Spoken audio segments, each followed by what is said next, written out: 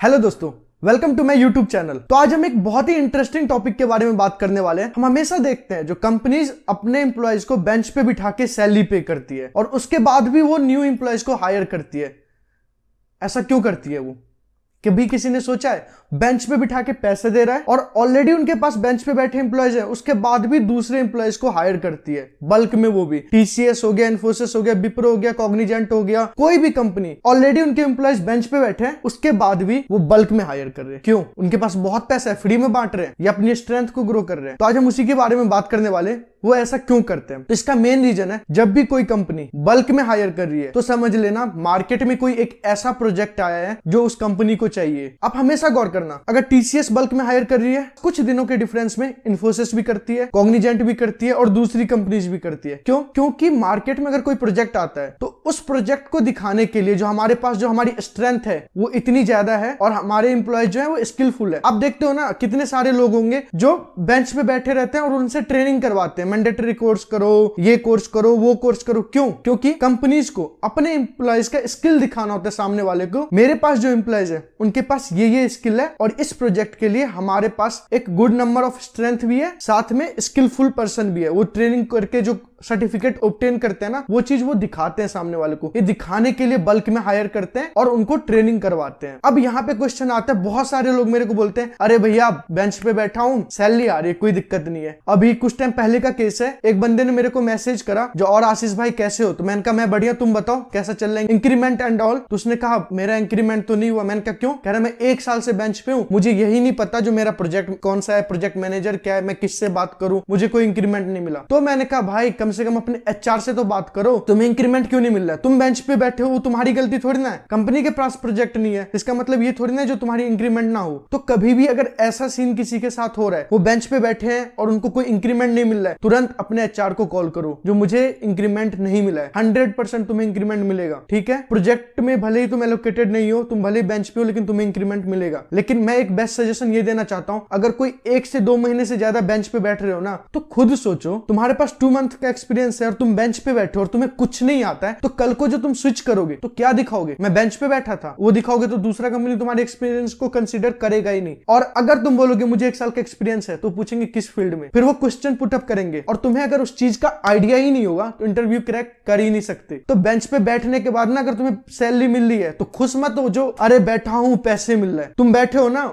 उससे उस कंपनी की प्रॉफिट है, वो तो फायदा अर्न कर रहा है, तुम्हारे बैठने से भी ना उसे प्रॉफिट है। वो तुम्हें दिखा के प्रोजेक्ट ले रहा है, उनको नहीं सोचना तुम्हारा स्किल क्या है नहीं है, वो सब कंपनी को मैटर नहीं करता है। तुम अपने बारे में सोचो, ये मत सोचो अरे बैठ के पैसा मिल रहा है तो मजे है। अरे नहीं, ऐसा कुछ नहीं होता। तुम्हारी स्किल नहीं हो रही है ग्रो, तुम्हारे एक्सपीरियंस में कोई फायदा नहीं है, तुम्हें प्रैक्टिकल कोई नॉलेज नहीं है, तुम्हारा वर्क एक्सपीरियंस कुछ भी नहीं है, और ऊपर से बाद में जाके इतनी सारी प्रॉब्लम, इंक्रीमेंट नहीं मिल रहा, हमें कोई रेटिंग नहीं मिल रही, हमें कोई बैंड नहीं मिल रहा, हम इंटरव्यू देने के लिए प्रिपेयर कर रहे हैं लेकिन मुझे कुछ पता ही नहीं है। अगर मान लो तुम एक पेनिट्रेशन टेस्टर हो और तुम्हारे पास स्किल कुछ भी नहीं है, कल को तुम इंटरव्यू देते हो, वो पूछ लेंगे अच्छा ठीक है एसक्यूएल इंजेक्शन क्या होता है, रियल वर्ल्ड सिनेरियो में तुम क्लाइंट को क्या बोलते हो, लाइक कैसे तुम उसे पैच करते हो, कैसे फिक्स करते हो, रिकमेंडेशन क्या देते हो, तुम्हें पता ही नहीं होगा रियल वर्ल्ड का। थ्योरी से जो पढ़ोगे ना, सामने वाला पकड़ लेता है, बस पढ़ क्या है, नॉलेज कुछ भी नहीं है। वो तुमसे ये क्वेश्चन बोलेंगे जो तुमने कितने सारे प्रोजेक्ट में काम करा है और उस प्रोजेक्ट के कितने सारे एप्लीकेशन को डेवलप करा है या टेस्ट करा है, ये सब तब तुम नहीं बोल पाओगे। झूठ बोलोगे ना तो सामने वाला जो बैठा है ना, जो तुम्हारा इंटरव्यू ले रहा है, उसके पास एक इनफ ईयर्स ऑफ एक्सपीरियंस है जो तुम्हें ऐसे पकड़ लेंगे जो तुम्हें कितना आता है तुम्हें नहीं आता है। तो बेंच पे बैठ के खुश मत रहो जो अरे यार कंपनी का तो लॉस है, कंपनी तो बिठा के पैसे दे रही है। कंपनी का प्रॉफिट है भाई, वो तुम्हें दिखा के करोड़ों का प्रोजेक्ट उठा लेगा, उसकी तो प्रॉफिट है। तुम अपने बारे में सोचो, तुम मेल करो एचआर को। अगर मान लो एचआर नहीं सुन रहा है, बोल रहा है नहीं है हमारे पास प्रोजेक्ट, हम क्या करें? तो क्या करो, किसी स्पेसिफिक डोमेन पे लिंक्डइन पे जाओ और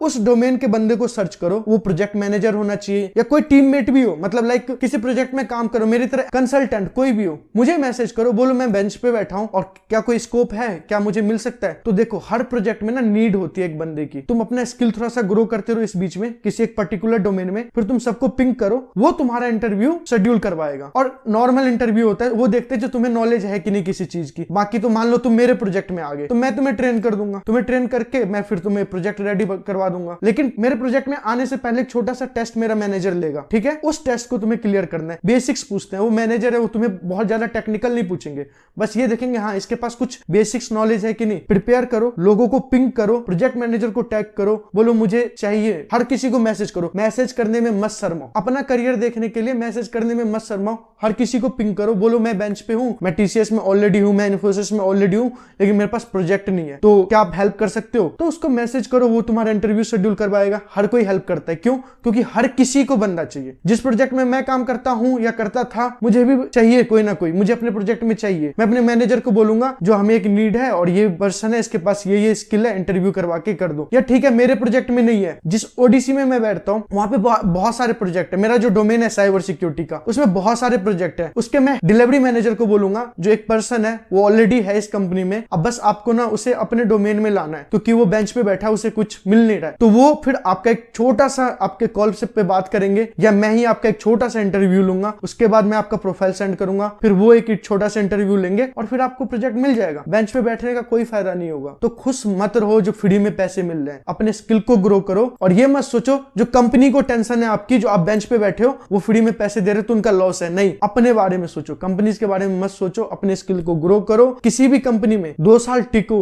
2 साल वहां नॉलेज गेन करो, एज ए फ्रेशर हो ना, नॉलेज गेन करो, उसके बाद ही स्विच करने की सोचो। मैं देखता हूँ 1 साल में कहते मैं स्विच कर लूंगा, अरे नहीं, अपॉर्चुनिटी ढूंढते रहो, तुम्हें देखो तुम्हें कितना आता है, उसके बाद ही कोई डिसीजन लो। तो फिर मिलते हैं नेक्स्ट वीडियो में, बाय बाय।